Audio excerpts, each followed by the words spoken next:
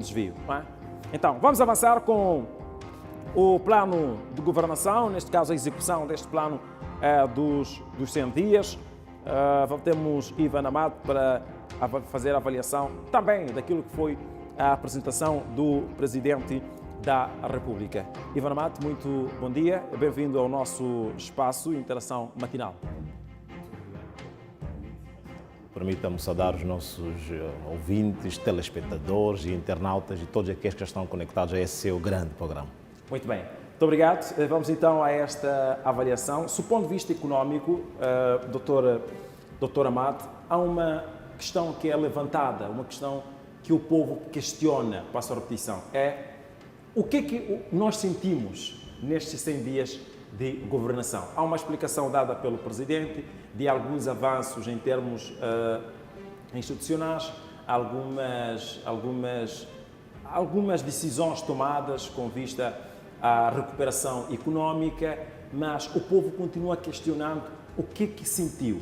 E a pergunta que eu vou lhe fazer tem que ver mesmo com a medida de redução do IVA.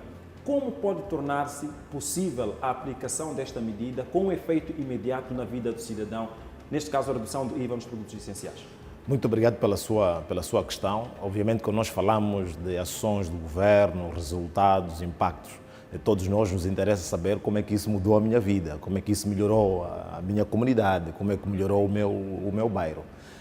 Antes de responder a sua questão em relação ao impacto do IVA, como é que o IVA pode contribuir para a redução dos custos de vida do cidadão, permitam realçar que quando nós falamos de um plano de 100 dias, é uma fase extremamente importante do novo governo ou do novo ciclo de governação para que o cidadão, para que o povo possa conhecer a forma de gestão deste governo, mas também o governo possa encontrar a harmonização entre os seus diferentes atores dentro do próprio sistema de governação. Portanto, a importância de um plano de 100 dias vai além dos resultados imediatos ou dos números que este plano per si pode trazer. Estamos aqui a falar que um plano de 100 dias tem esta grande importância de trazer a confiança, de trazer o sonho de que é possível que nos 5 anos sejam concretizados o PQG ou seja concretizados todo aquilo que foi o programa proposto durante o processo eleitoral. Indo à sua pergunta, nós quando olhamos para o nosso sistema econômico em Moçambique, devemos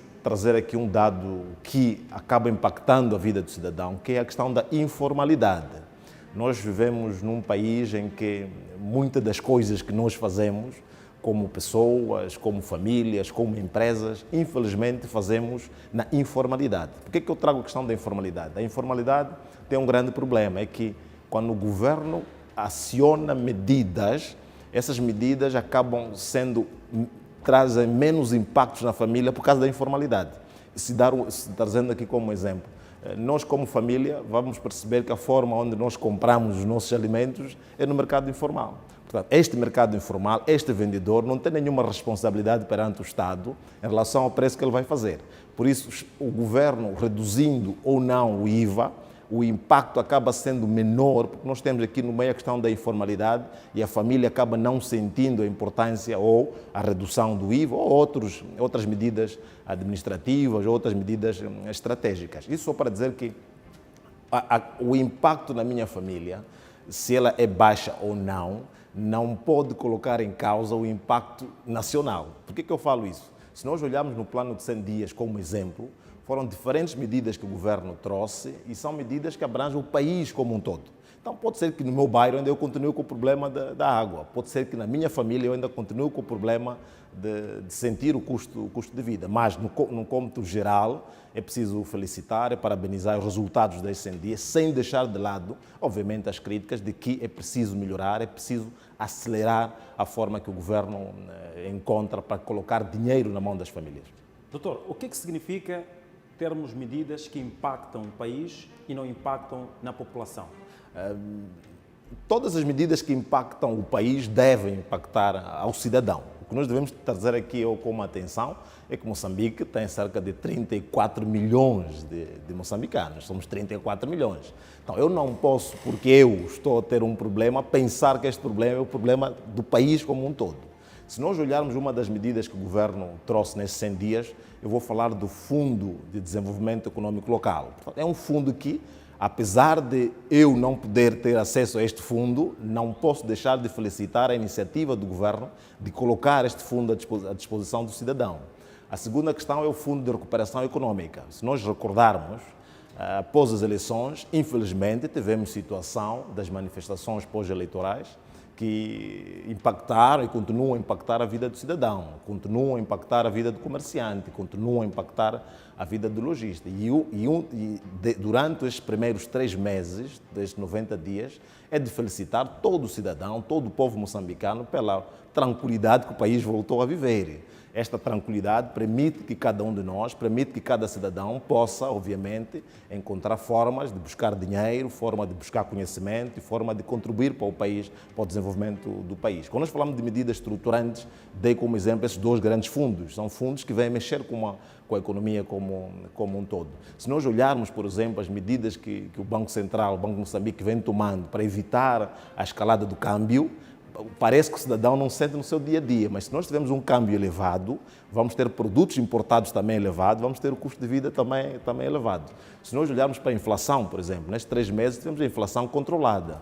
Se tivéssemos uma inflação não controlada, obviamente que os custos de vida seriam ainda maior. Obviamente que nós reparamos para o plano de 100 dias, encontramos medidas estruturantes, mas também encontramos medidas de impacto localizados. Quando nós falamos, por exemplo, a distribuição de bolas, quando falamos de financiamento à juventude, quando falamos do pagamento do 13º salário, por exemplo. Aqui vem um exemplo. Se eu não sou funcionário público, não posso deixar de felicitar o pagamento do 10º salário, porque aquele que recebeu o 10º salário vai gastar este dinheiro na sua comunidade. Então, estamos a dizer que todas essas medidas, que algumas parecem pequenas, elas estão a contribuir para essa estabilidade econômica que o país vive, para essa estabilidade política que o país vive, mas, acima de tudo, para a manutenção da paz que o país precisa, para que cada um de nós possa produzir e trazer melhor para a sua família. Muito bem. Doutor, falou aqui da questão da informalidade, que também já ia lhe fazendo esta questão. Fez menção que a informalidade às vezes faz com que o cidadão não sinta o impacto das medidas tomadas pelo Governo para o país no seu todo. Mas sabemos também que o setor informal é o setor que mais emprega, mais disponibiliza trabalho a vários moçambicanos. Como conciliar esta questão da informalidade, tendo em conta que muitos moçambicanos encontram o seu sustento na informalidade, com o impacto de uma medida tomada pelo Governo? Ou seja, os que vivem na informalidade, como é que podem sentir os impactos das medidas do Governo? Uma pergunta inteligente e racional, porque se nós olharmos para a nossa estrutura econômica, estamos a dizer que cerca de 75% da população moçambicana depende da agricultura. Estamos a dizer que cerca de 75% ou 80% da população moçambicana que trabalha ou que atua no setor econômico o faz no informal. O grande desafio aqui é que o Governo tem de continuar a trabalhar para movermos aquele que está na informalidade para o setor formal. Vou dar como um exemplo do risco da informalidade. Se eu estou no setor informal, eu quero um crédito, eu vou a um banco, tenho problemas de ter crédito, porque o banco vai me pedir documentos, registros que eu não tenho na informalidade. Ou quando o Governo toma uma medida de apoiar com um fundo ou um financiamento, eu também não tenho documentos para provar ao Governo que eu estou a trabalhar e estou a ganhar dinheiro. Isto para dizer que é preciso reconhecer a importância do setor informal na geração de renda e ocupação para os cidadãos, mas ao mesmo tempo é preciso reconhecer os desafios que este setor tem para que possamos migrar da informalidade para a formalidade. Não estamos a dizer que tem de se acabar a informalidade, porque é desafio, muitos países ainda o têm, mas temos que reduzir esta pressão que o setor econômico tem da informalidade. Mas permitam-me sublinhar aqui, quando eu falo da informalidade econômica, não devemos confundir com o comércio informal somente. Eu falo da informalidade em tudo que nós fazemos na vida. Nós construímos as nossas casas na informalidade. Portanto, eu pago um pedreiro, não tenho nenhum documento, não tenho registro. Nós fazemos compra e venda de viaturas e ninguém faz o registro deste documento. Nós fazemos negócio, transacionamos, fazemos empréstimos uns aos outros, ninguém faz registro. Então, são muitas coisas que no nosso dia a dia o fazemos na informalidade. Então, vamos a uma loja, vamos a uma loja, fazemos compra de produtos que não nos dão recibo, nem pedimos, nem nos interessa. Obviamente que isto acaba impactando todo um sistema. Quando nós temos um grande setor informal, o próprio governo não consegue arrecadar receitas porque não consegue alcançar aquele que está no setor informal e não paga impostos. Então tem este impacto, quer o governo ajudar o cidadão, quer o cidadão que está no setor informal, acaba não contribuindo de forma mais significativa para a economia. Muito obrigado, doutor. Vamos passar para o outro capítulo, que tem que ver com a gestão das empresas. O presidente fez menção à LAM. O que eu gostava que o doutor nos ajudasse a compreender aqui é uma figura designada lobista. Queríamos perceber, do ponto de vista económico, qual é a importância que esta figura tem na dinamização da economia e também no desenvolvimento de uma determinada empresa. Muito obrigado pela questão. Se repararam, Sua Excelência Presidente ontem, quando usou o termo lobista, até disse, na linguagem moçambicana, para dizer que é aquilo que, a forma como nós nos comunicamos. Quando nós falamos de lobista, também não foge o que eu estou aqui a tentar dizer sobre a questão da informalidade. Estamos a dizer que temos empresas que, infelizmente, acabam optando por caminhos menos formais, até menos legais. Mas é preciso também sublinhar que quando nós falamos de empresas, sejam elas públicas ou privadas, as empresas são geridas para a obtenção de lucro. É isso que, infelizmente, nem todos conseguimos compreender. Pensamos que uma empresa tem de fazer serviços sociais. Uma empresa, seja ela de Estado ou de privado, o objetivo central é rentabilizar, maximizar os recursos que ela utiliza. Logo, deve ser analisada do ponto de vista da eficiência econômica. Estou a falar de empresas.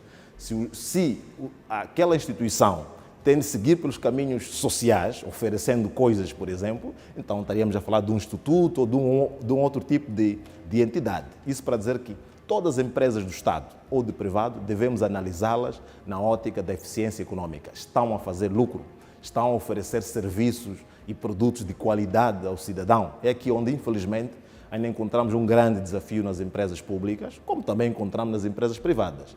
E felizmente, como disse Sua Excelência Presidente ontem, que o grande desafio que nós temos numa das empresas que Sua Excelência também mencionou, tem a ver com a questão, obviamente, de lobbies, de interesses que estão à volta dessas empresas, incluindo de outras empresas. Aí sim, obviamente, devemos deixar as autoridades judiciais, jurídicas, e trabalharem para que, obviamente, a identificação desses casos seja contínua e, obviamente, possamos erradicar estes problemas nas empresas. Não só empresas públicas. Estamos a dizer que o grande problema também está nas empresas privadas. Como eu estive a dizer, temos empresas privadas que, infelizmente, ainda são geridas de forma informal e acaba dando espaço para essas intervenções que, infelizmente, não é o circuito normal de funcionamento de uma empresa ter lobistas.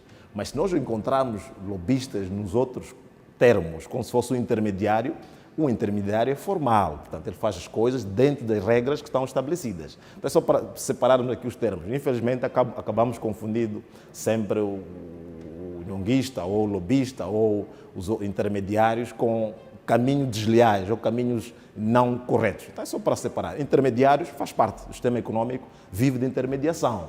Mas a intermediação é um serviço que uma entidade privada ou pública, singular ou coletiva, oferece a uma outra entidade, respeitando o sistema econômico, respeitando as leis, respeitando as regras e, acima de tudo, respeitando a competitividade. Muito bem. Doutor, olhando para esta dinâmica aplicada em 100 dias, quais são, neste momento, medidas que devem ser tomadas pelo Governo, estruturantes, para que haja um impacto generalizado na redução do custo de vida? A redução do custo de vida, como venho dizendo, tem este grande desafio do contexto que o país vive. O país vive na base da agricultura. Quando nós falamos do setor agrário, não só a agricultura do ponto de vista de produção em si, mas toda a cadeia de valor da agricultura, em que 75% da população depende da agricultura. Se nós olharmos as despesas das famílias, uma grande porção vai para a comida ainda, vai para os desafios da habitação, vai para os desafios do transporte, mas, acima de tudo, o desafio de renda para a família. As famílias moçambicanas, cada uma delas, cada cidadão deve procurar aumentar o seu nível de produtividade, o seu nível de produção. Aquilo que eu faço hoje, como é que eu posso aumentar fazendo amanhã ou daqui a um mês, daqui a um ano? Obviamente que aqui entra o governo para ajudar, para que cada um de nós possa aumentar a sua produção e a sua produtividade. Obviamente que é preciso no quinquênio, recordar que já foi aprovado o PQG, Portanto, já temos um instrumento para que o cidadão possa acompanhar, monitorar e até controlar as ações do governo com base em ações previstas no PQG.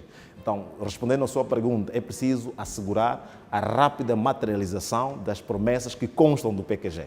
Como de forma específica, o Fundo de Desenvolvimento Local é extremamente importante este dinheiro começar a sair para as comunidades, porque é a partir dela que o cidadão vai poder ter emprego, aquele que está no informal vai poder formalizar-se, aquele jovem que tem uma ideia de negócio pode aproveitar este dinheiro e materializar a sua ideia. Estamos a falar da materialização efetiva do Fundo de Recuperação Econômica.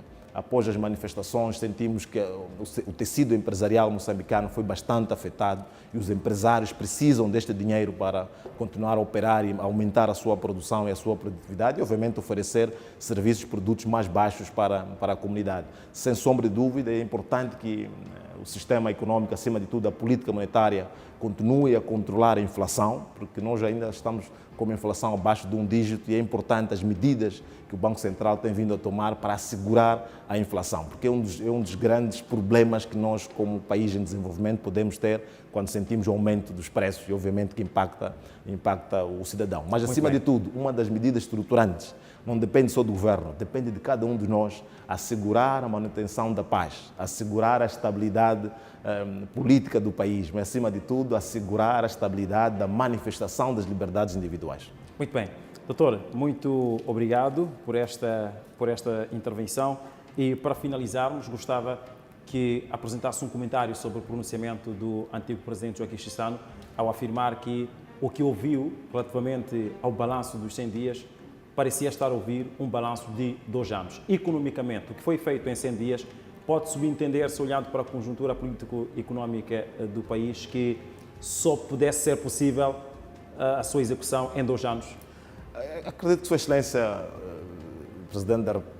ex-presidente Joaquim Alberto Chissano, o fez. Quando nós falamos ao comparar com 2 anos, podia ter comparado com 1 ano. Portanto, é uma forma de simbolizar e de equiparar as medidas que foram implementadas e com sucesso. Estamos a falar que o contexto em que o país viveu no início de implementação dos planos de 100 dias, estamos a falar de um período pós-eleitoral bastante intenso. Estamos a falar de um período em que o governo não tinha ainda o orçamento aprovado, só foi aprovado há poucos dias. Estamos a falar de um novo governo, num novo ciclo de governação, novos dirigentes, toda uma nova estrutura do ponto de vista de governação. Então, é de felicitar, obviamente. Eu sinto que o comentário que Sua Excelência Joaquim Alberto Chissano fez era para simbolizar de que os resultados que foram alcançados, o plano de 100 dias, obviamente, a comparação já o fez. Então, eu vejo este comentário de forma comparativa. Obviamente que não é para discutirmos se seria 2 anos, ou 3 anos, ou 1 ano, e é de felicitar, obviamente que é um termo usado comparativo. Muito obrigado, Dr. Ivan Amat. Continuação de uma ótima terça-feira. Muito obrigado. E até a próxima ocasião. Muito obrigado e bom programa para você.